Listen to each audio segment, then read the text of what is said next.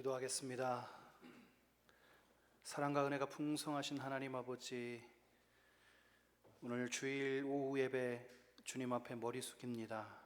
하나님, 우리가 사는 동안에 겪는 수없이 많은 고민들에 하나하나 모든 문제의 답을 찾을 길이 없지만 하나님, 오직 주님의 사랑이 여전하다는 사실로 위로받게 하시고 오늘 이 귀한 말씀을 통하여서 새 힘 얻어 살아가게 하여 주옵소서. 하나님 아버지, 우리 남성 찬양대 주님 앞에 힘있는 찬송으로 영광 돌립니다. 하나님, 그들의 삶이 늘 건강하게 지켜주시고 붙들어 주셔서 주님 앞에 오늘처럼 힘있게 살고 힘있게 찬송과 영광 돌리도록 붙들어 주옵소서. 주님, 부족한 종을 붙들어 주실 줄을 믿사옵고 예수 그리스도의 이름으로 간절히 기도하옵나이다. 아멘.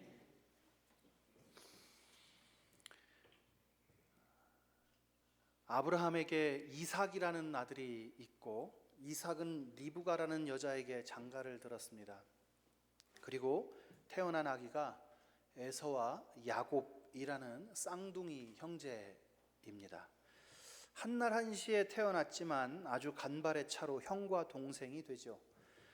저는 한 해 차이가 나는 남동생이 하나 있는데 1살 차이가 나도 매일 싸우면서 자랐습니다. 그런데 쌍둥이는 어떻겠습니까? 당시에 장자가 아버지의 이름과 재산을 상속하는 법이 있었어요. 그래서 장자가 형제들 중에 2사람의 몫을 상속받았습니다.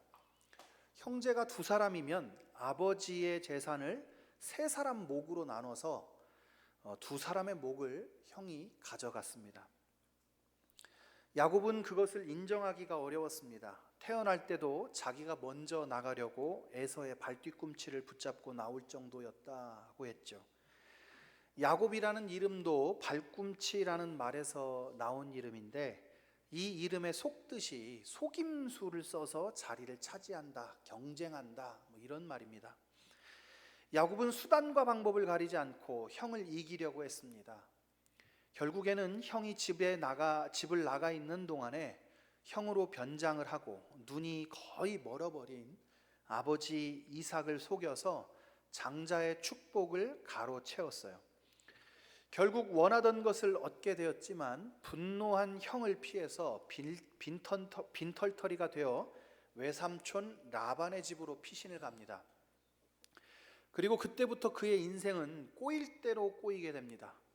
그곳에서 첫눈에 반한 외사촌 라헬을 만나 결혼을 하는데 빈털터리였던 야곱은 신부의 집에 신랑이 내놓는 지참금이 없어서 무려 7년이라는 세월을 외삼촌 라반의 집에 일꾼으로 일을 해줘야만 했습니다. 야곱은 라반의 집에서 뛰는 놈 위에 나는 놈이 있다는 교훈을 배워야 했습니다. 아버지 집에서는 야곱을 이겨먹을 사람이 없었어요. 야곱보다 똑똑하고 야가 빠진 인물이 없었기 때문입니다. 그런데 이 야곱의 외삼촌 라반은 야곱보다 훨씬 독한 사람이었어요. 아마 야곱이 외탁을 한 것 같습니다. 라반을 닮아서 그렇게 속임수를 쓰고 경쟁을 하고 이겨 먹으려고 했던 것 같아요. 그런데 라반은 야곱도 어떻게 해보지 못할 사람이었어요. 야곱이 자신의 조카이기 때문에 그냥 딸을 주고 결혼을 시켜도 좋고 또 이삭에게 사람을 보내 지참금을 보내게 하면 될 일이죠, 사실. 그런데 야곱의 처지를 이용해서 그를 종으로 삼았던 거예요. 무서운 사람입니다, 라반은. 여튼 7년을 하루같이 기다리고 드디어 결혼식을 올리는 첫날 밤에 신부와 합방을 하고 아침에 일어났더니 신부가 바뀌었습니다. 자기가 사랑한 라헬이 아니라 그의 언니가 옆에 누워 있었어요. 라반이 야곱을 속였습니다. 야곱이 부려먹기 좋은 일꾼임을 알고 있기 때문에 그를 더 붙잡아 두려고 라헬을 감추고 그 언니 레아를 신방에 들여보낸 겁니다.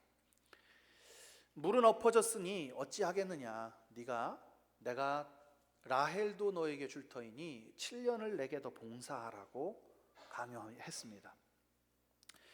야곱은 울며 겨자 먹기로 다음 날 또 결혼식을 치러야 했어요. 이런 식으로 라반이 야곱의 등쳐먹은 것이 수도 없습니다.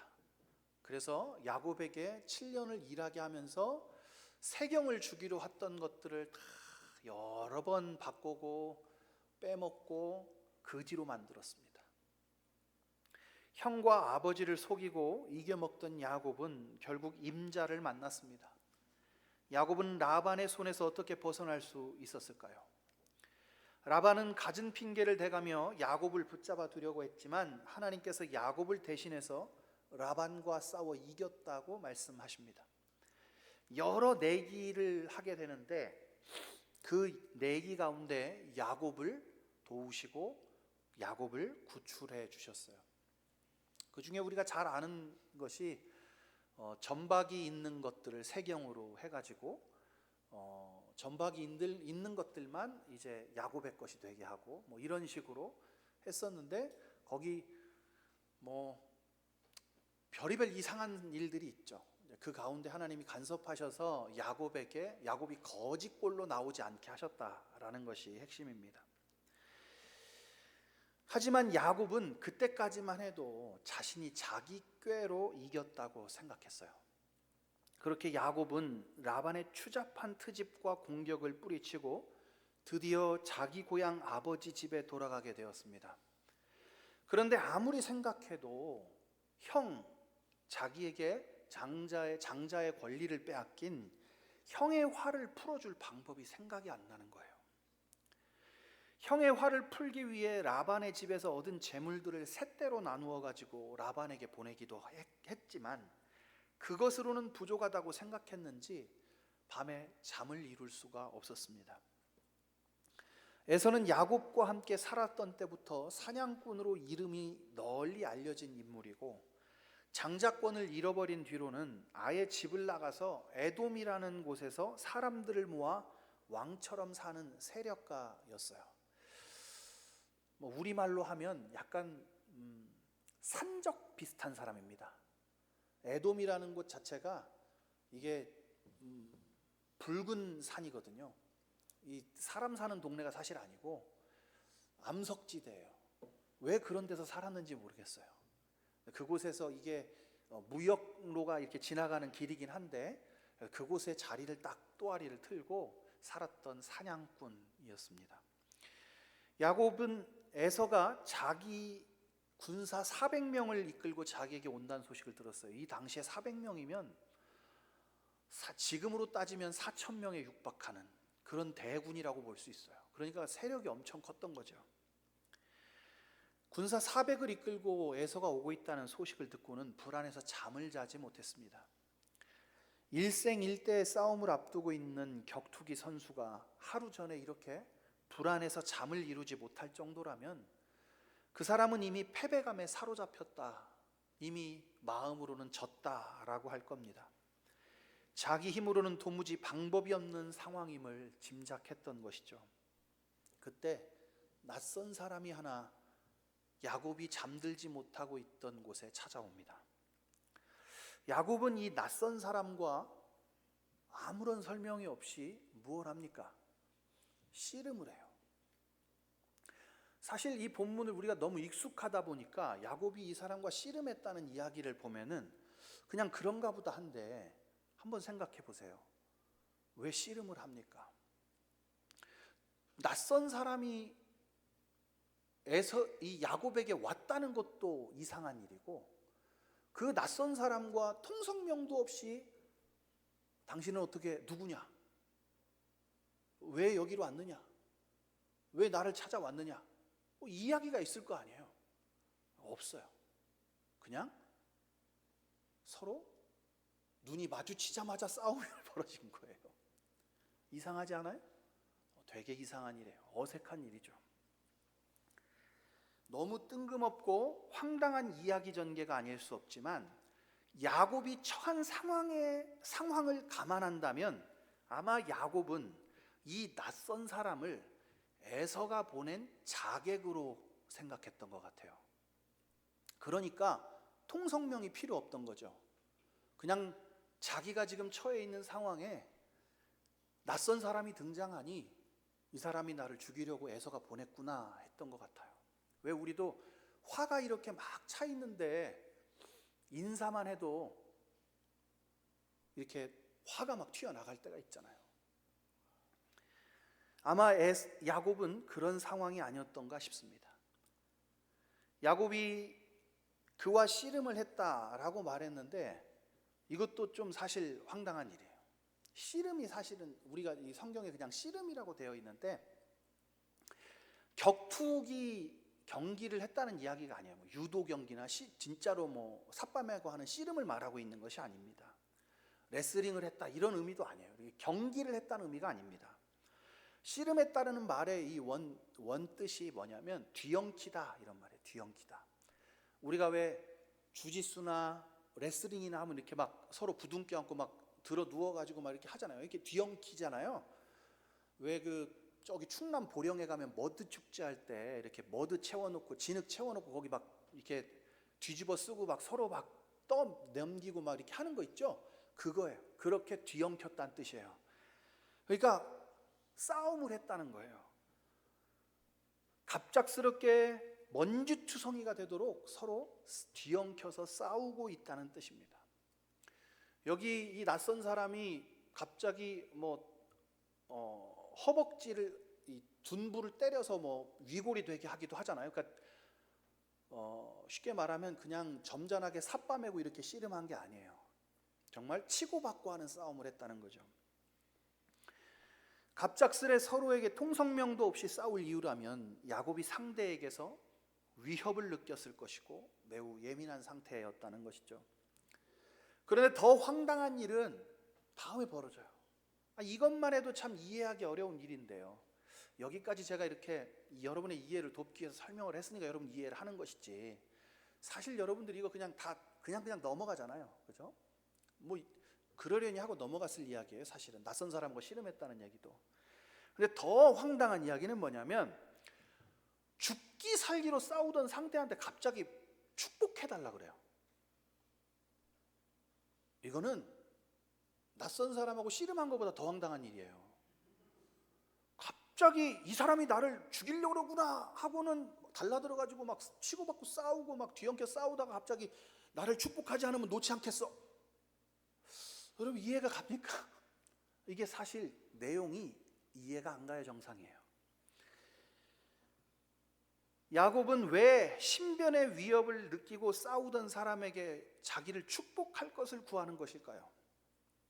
서로 죽일 것처럼 상대를 죽여야 내가 사는 것처럼 싸우다가 그에게 복을 빌어줄 것을 요구하는 것은 상대방이 나를 죽이려고 온 게 아니라 뭔가 다른 이유로 왔다라고 느꼈기 때문이겠죠.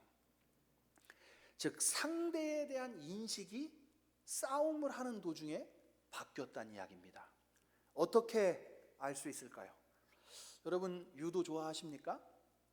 유도 선수들은 상대방의 깃을 딱 잡아보면 상대의 수준을 알 수 있다는 거예요. 내가 이길 수 있다, 내가 진다 알아본다는 거예요. 씨름 선수는 삿발을 딱 잡아보면 이건 내가 상대가 되겠다 안 되겠다 가늠이 된다는 거죠. 야곱은 낯선 사람을 처음에는 자신을 해치려는 자로 인식했지만 싸우는 중에 자신을 복줄 수 있는 사람으로 받아들이게 된 거예요. 황당하고 논리적이지 않지만 야곱은 싸워보니까 알게 된 거예요. 씨름 선수가 삿발을 잡아보고 상대를 알게 된 것처럼 싸워보니까 이 사람이 진심으로 나를 해치려는 게 아닌 걸 아는 거예요. 그리고 상대가 싸워보니까 겨뤄보니까 이 사람이 사람이 아닌 것도 알겠는 거예요. 야곱은 날이 새도록 씨름을 했다고 했는데 야곱은 필사적이었어요. 날이 새려고 할 때쯤 밤새도록 씨름을 하고 나서야 낯선 사람이 어떻게 해요? 야곱의 허벅지 관절, 그러니까 골반 뼈를 친 거예요. 여러분 왜 치킨 시키면 제가 제일 좋아하는 살입니다. 다리 북채라고 하죠. 북채 위에 다리. 그죠? 이게 딱 이 골반, 허벅지하고 골반하고 이어지는 부분이에요. 그 관절이에요. 거기를 쳤다는 거예요. 여러분, 우리 어르신들 제일 위험한 게 뭐예요? 낙상사고 중에 골반뼈 부러지는 게 제일 위험해요. 골반뼈 부러지고 다시 회복하는 경우가 쉽지 않잖아요. 그 낯선 사람이 야곱의 허벅지 관절을 쳤어요. 언제? 날이 새 갈 때쯤에서. 야곱은 자신의 상대가 날이 새 갈 쯤에서 골반을 쳤는데 골반뼈가 부러지는 것을 이제 느낀 거예요. 그래서 생각을 한 거죠. 처음에 잡자마자 때렸어도 부러지긴 부러졌을 텐데, 처음에 삿발을 잡았을 때부터 나를 제압할 수 있었는데 그때까지 둔 거예요. 정말 상대가 나를 죽이고자 하고 나를 죽이고자 했다면 이 싸움은 시작할 때 끝낼 수 있었다는 사실을 골반뼈가 꺾일 때 안 거예요. 상대가 나를 봐줬구나. 상대는 나와 비교할 수 없구나. 그러니 맞아보니 사람이 아니라는 사실을 알게 됐다는 뜻이에요. 맞아보니 내 적도 아니고 맞아보니 사람이 아니구나 하는 걸 깨달았던 거예요. 여러분, 야곱은 똑똑한 것 같은데 무지하게 멍청한 사람이에요. 똥인지 된장인지 꼭 찍어 먹어봐야 아는 사람들 있죠. 제가 그래요. 해서는 안 될 일을 꼭 망하고 난 다음에 아는, 하지 말아야 될 일인 거를 실패해보고야 아는 그런 종류의 사람이었던 거예요. 맞아보고 나서야 알았던 겁니다. 이렇게 싸움 상대에 대한 인식이 바뀌자 야곱은 이기기 위한 씨름, 이겨먹기 위한 씨름이었는데 그게 아니라 바뀌었어요. 어떻게 해요? 축복을 받기 위한 씨름으로 바뀌어요. 상처 입은 다리로 끝까지 버틴 것이죠. 결국 야곱의 골반을 꺾은 사람은 야곱을 축복해요. 그리고 속이는 자, 남의 자리를 강탈하는 자, 형과 아버지를 속여 장자권을 빼앗은 호로 자식, 결국 라반에게 뒤통수 맞아 노예처럼 일한 멍청이로 불릴 야곱이라는 이름을 어떻게 바꿔요? 하나님과 싸워 이겼다라는 뜻으로 이스라엘이라는 이름으로 바꿔요. 하나님께 이긴 사람이라는 말이 굉장히 불경하고 도전적으로 들립니다. 그래서 이거를 막 좀 순화시켜서 해석하려고 그래요. 근데 그럴 필요 없습니다. 하나님이 졌다고 선언하신 거예요. 보통 싸움에서 이긴 자가 진 자에게 무엇이든 요구할 수 있는 권리를 갖습니다. 그러니까 야곱은 하나님께 이겼기 때문에 어떻게 되는 거예요? 야곱에게 하나님께 요구하는 사람이 되게 된 거예요. 야곱은 이제 하나님께 요구할 수 있는 사람이 된 거예요. 너무나 당연하게 요구하는 거예요. 하나님께 이긴 자라는 이름은 하나님께 간구할 수 있는 사람, 하나님께 요구할 수 있는 사람이라는 속뜻이 있는 거죠. 사기꾼 야곱이 하나님과 그런 사이가 된 거예요. 무엇보다 하나님이 야곱에게 저 주셨습니다. 그의 골반뼈를 부러뜨림으로 힘의 우위가 누구에게 있는지를 분명하게 보여주셨지만 그래도 지셨어요. 하나님께서 어떻게 인간에게 지겠습니까? 하지만 놀랍게도 지셨습니다. 자신이 지셨다고 이름까지 하나님을 이긴 자라고 불러주지 않았습니까? 힘이 분명 우위에 있는데 지는 경우는 딱 하나입니다. 어떤 경우죠? 사랑할 때입니다. 사랑하면 집니다. 제 아들은 저를 이기기를 굉장히 좋아합니다. 처음에는 제가 단 한 번도 져준 적이 없습니다. 울고불고 해도 안 져줬습니다. 근데 누가 그러더라고요. 애 자존감에 큰 문제가 생긴다고. 애가 자존감이 떨어지게 된다고 자꾸 이기면.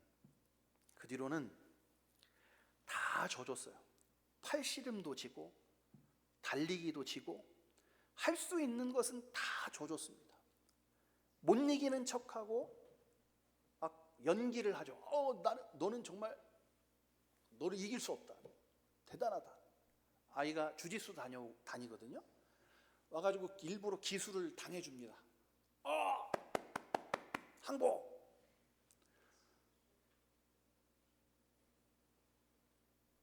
왜요? 사랑하기 때문이죠. 하나님을 이긴 자라는 이름 뒤에는 그런 사정이 있는 겁니다. 하나님은 야곱에게 져주는 분이 되셨다는 뜻이에요. 이제 여러분, 하나님의 사랑이 굉장히 불합리합니다. 이스라엘 백성들이 하나님의 배우자와 같은데 늘 배신하잖아요. 바람을 펴요. 그런데도 어때요? 숙이고 들어가는 건 100%다 하나님이에요. 용서하는 것도 늘 하나님이에요. 왜 그런 거예요? 지는 거예요. 왜요? 사랑하니까.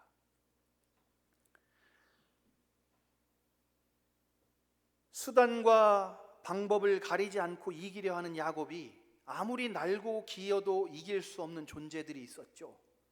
라반 같은 존재입니다. 그런데 라반보다 더한, 라반을 이기신 하나님, 야곱은 라반 손에서 정리가 돼요. 야곱은 라반을 이겨본 적이 없어요. 그런데 하나님은 라반을 이겼다고 했단 말이에요. 야곱을 위해 이기셨어요. 야곱은 라반을 못 이기는데 하나님 라반을 이겨요. 근데 야곱은 하나님을 이겨요. 절대로 안 질 것 같은 분이 지는 분이 됩니다. 이긴 자라는 이름에는 하나님께서 사랑하셔서 못 이기는 사람이라는 의미가 담긴 거예요.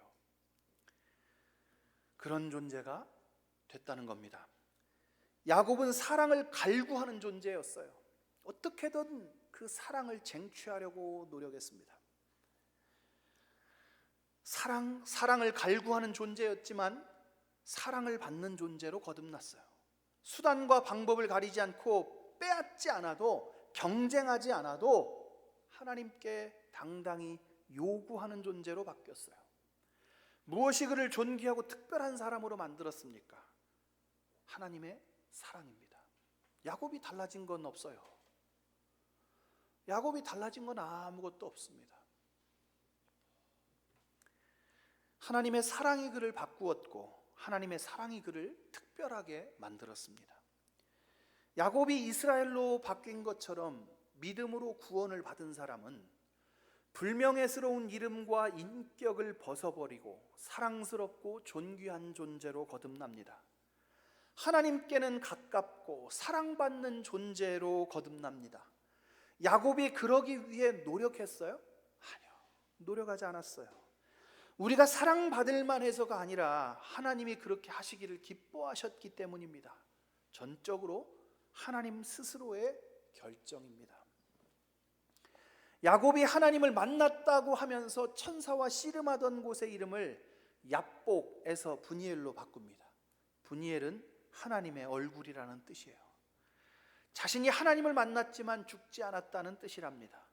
야곱은 스스로 이겼다고 생각하지 않았던 거죠. 하나님을 이겨서 축복을 쟁취한 것이 아니라 하나님이 복 주려고 저 주셨다는 사실을 알게 된 거예요. 다시 앞으로 돌아가서 야곱이 씨름하게 된 이유가 무엇입니까? 그리고 그가 그 씨름을 하며 축복을 구한 이유는 무엇인가요? 야곱은 무엇이든 자기 꾀로 이겨내던 사람이었어요. 하지만 도무지 자기 힘으로는 이겨낼 방법이 없는 일을 만났습니다. 그것이 자기가 사기를 쳐서 장자권을 빼앗긴 형에게 용서받는 일이었어요. 그 일이 밤새 씨름을 한 일처럼 힘들고 어려운 일이었어요. 드디어 야곱은 자신의 삶에서 최초로 자신이 아니라 다른 일을 의지했습니다. 부러진 골반으로 다리를 질질 끌면서도 복을 달라, 즉 해결해 달라 빌었어요. 그리고 하나님께서 그 일을 해결해 주시죠. 에서는 야곱에게로 와서 눈물로 회유를 합니다. 어떻게 어떤 과정을 거쳐 마음이 바뀌었는지 설명이 없어요. 앞에 야곱이 보낸 선물이 마음에 마음을 바꾸게 한 건지 야곱의 처자식들을 보고 마음이 약해졌는지 모릅니다. 분명한 것은 야곱이 골반이 부러진 채로 복을 달라 하나님과 씨름한 뒤에, 하나님을 이긴 자가 된 뒤에, 이스라엘이라는 이름을 얻게 된 뒤에 일어난 변화라는 거예요. 하나님이 그에게 새 이름을 주신 것이 그 새 이름만을 준 것이 아니라 그의 삶의 방식도 바꾸셨습니다. 자기 꾀를 의지하는 야곱에서 하나님을 붙들고 씨름하는, 즉 의지하는 이스라엘로 바꾸신 거예요. 야곱은 홀로 독보하는 존재였어요. 늘 경쟁하고 속이고 이겨먹으려고 애쓰던 자였어요. 하지만 그는 이제 그렇게 할 수가 없게 됐어요. 왜요? 아예 부러뜨려 버렸거든요. 아예 부러뜨려 버렸어요. 그렇게 할 수 없게 만드셔 버렸어요.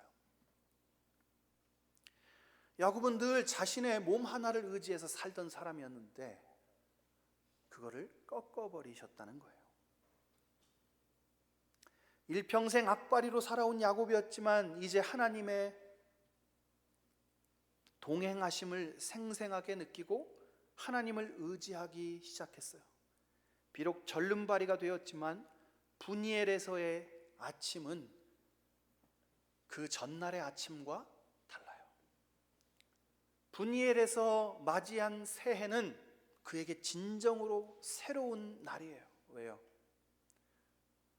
그가 절름발이가 된 채로 맞이한 새해는 하나님과 동행하는 새해이기 때문이에요.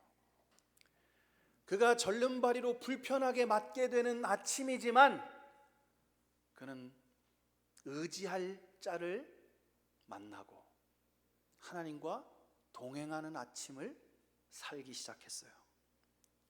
분이엘에서의 아침은 비록 절름발이가 되었지만 그에게 새로운 삶의 첫날이고 절뚝거리는 발걸음도 주님과 동행하는 첫걸음이 된 거예요.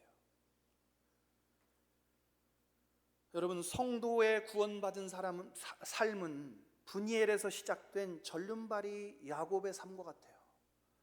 여러분, 성도의 삶이 무척 불편합니다. 저는 이 절름발이 야곱이 신자의 삶을 그대로 그려놓으면 그렇게 된다고 봅니다. 우리가 성도로 이 땅에 사는 동안에 갖는 불편함이 많이 있어요. 믿는 사람으로 하지 말아야 할 일들, 할 수 없는 일들, 불편부당하게 수용하고 살아야 되는 일들 많이 있습니다. 꼭 절름발이 같아요.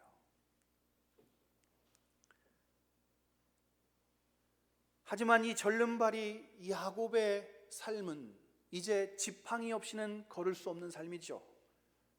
그것처럼 구원받은 자의 삶은 하나님을 의지하는 삶이 되는 거예요. 무엇이 행복인가요? 돈을 많이 버는 것도 성공하는 것도 진정한 행복이 아닙니다. 요즘 젊은이들은 다들 경제적 자유를 위해 일해요. 하루빨리 경제적 자유를 맞이하고 하루빨리 은퇴를 하는 것, 그게 요즘 젊은이들의 꿈이거든요. 성도는 그러한 삶, 그렇게 자유로운 삶을 살지 못할 수도 있어요. 여전히 불편한 삶을 살 수 있습니다. 하지만 장애를 가진 야곱처럼 장애를 안고 나서야 진정한 행복이 무엇인지 찾게 된 야곱처럼 구원받은 성도는 절름발이 같이 불편하지만 주님과 동행하는 삶으로 행복한 사람들입니다. 사랑하는 성도 여러분, 죄인을 의인으로 바꾸시고 외인을 아들로 바꾸시고 저주받은 자를 사랑하는 자로 홀로 사는 사람에서 하나님과 동행하는 사람으로 바꾸시는 복을 풍성히 누리는 효성교회 성도들 되시기를 축원합니다. 함께 기도하겠습니다.